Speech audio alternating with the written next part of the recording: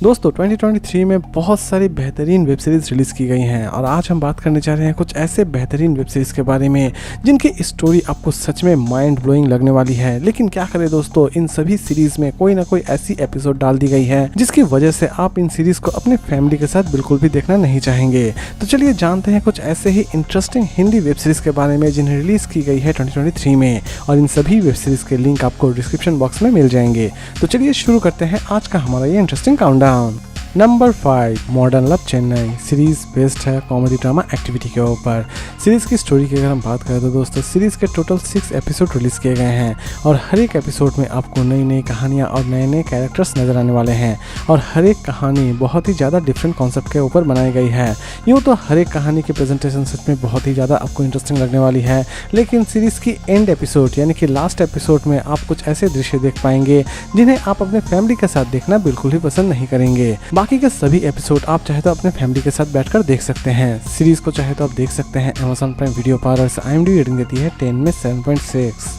Number 4, class series based है thriller and drama activity के ऊपर। सीरीज की स्टोरी की अगर हम बात करें तो सीरीज की स्टोरी शुरू होती है एक ऐसे बच्चे से जो कि हायर क्लास के स्कूल में जाता है और वहाँ के तौर तरीके उसे बड़े ही अजीब लगते हैं और लास्ट तक वो लड़का उस तौर तरीके में अपने आप को डालने में कामयाब हो पाता है या फिर नहीं हो पाता है, यही दिखाने की कोशिश की जाएगी इस पूरे वेब सीरीज में।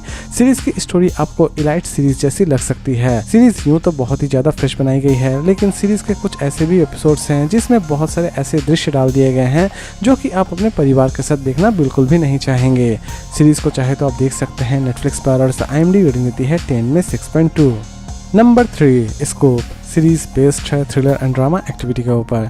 सीरीज की स्टोरी की अगर हम बात करें तो सीरीज की स्टोरी एक्चुअल में एक सच्ची घटना पर आधारित है।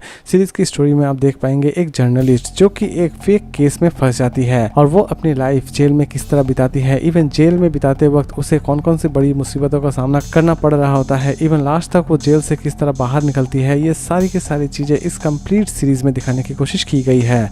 सीरीज की प्रेजेंटेशन माइंड ब्लोइंग है, लेकिन सीरीज में एक एपिसोड ऐसी डाल दी गई है जिसे आप अपने फैमिली के साथ नहीं देखना चाहेंगे। सीरीज को चाहे तो आप देख सकते हैं नेटफ्लिक्स पर और IMDb रेटिंग देती है 10 में 7.7। Number 2, Rana Naidu series based है थ्रिलर एंड एक्शन एक्टिविटी के ऊपर।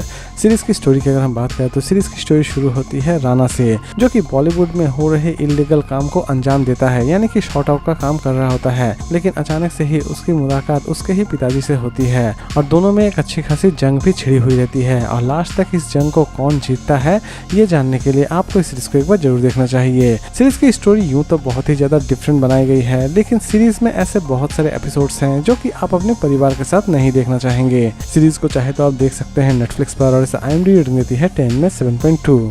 और लास्ट और नंबर 1 पर हम बात करेंगे सास बहू और फ्लेमिंगो सीरीज बेस्ड है एक्शन एंड थ्रिलर एक्टिविटी के ऊपर।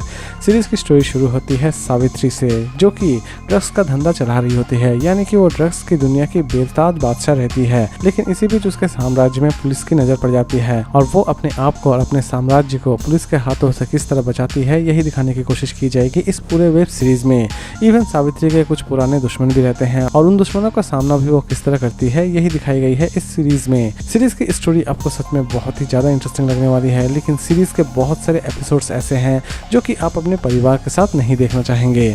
सीरीज को चाहे तो आप देख सकते हैं डिज्नी हॉटस्टार पर और IMDb रेटिंग देती है 10 में 8.1।